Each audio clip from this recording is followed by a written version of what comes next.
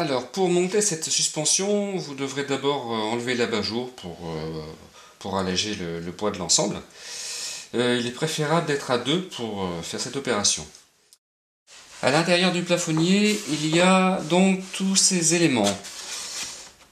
L'anneau central qui est la fixation définitive, l'anneau déporté sur l'axe de la roulette qui, une fois dévissé, va vous permettre d'accrocher provisoirement l'abat-jour et d'effectuer les réglages de longueur du câble et le branchement électrique. Au préalable de l'installation, il faut dévisser l'anneau central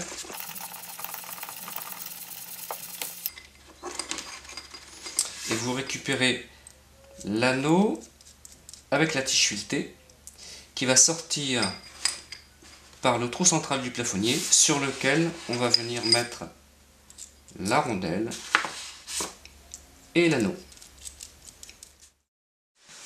Vous suspendez donc votre plafonnier à l'aide de cet anneau et après vous remettez votre abat-jour pour bien sûr juger de l'effet esthétique de l'ensemble. Donc vous allez pouvoir régler la longueur du câble à l'aide du serre-câble que vous déplacez.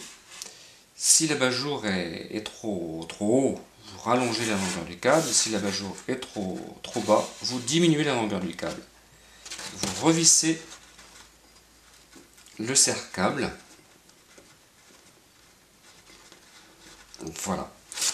Et à ce stade-là, vous enlevez l'abat-jour pour éviter de le casser si jamais un accessoire comme cet anneau ou votre tournevis tombe sur l'abat-jour. Donc vous enlevez l'abat-jour, vous le remettez dans le carton en attendant que le plafonnier soit installé. Pour effectuer le branchement électrique, il faut auparavant enlever le cache domino, qui est une sécurité en cas de démontage. Vous branchez votre neutre et votre phase. Peut-être qu'il faudra un peu incliner le domino pour pouvoir brancher les câbles. Vous le remettez en place et remettez la protection. Vous avez branché le domino. Maintenant vous pourrez, si vous avez une terre, la brancher. C'est préférable. Et donc vous enroulez l'excédent du câble dans le plafonnier. Donc pour la fixation définitive, vous décrochez votre plafonnier du plafond et vous vissez l'anneau intégralement. Il ne faut pas bien sûr qu'il dépasse du plafonnier. Voilà, il ne faut pas qu'il empêche le plafonnier de venir se plaquer au plafond. Ensuite, vous mettez sur un tournevis l'anneau suivi de la rondelle et vous mettez au plafond l'anneau et la tige filetée. Il va falloir faire sortir la tige filetée par le milieu du plafonnier.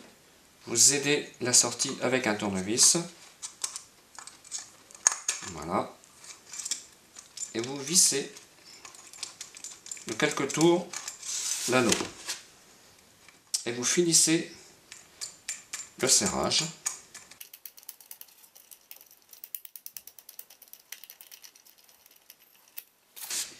Et quand la tige filetée arrive à araser à l'anneau, le plafonnier sera encore à 5 mm du plafond.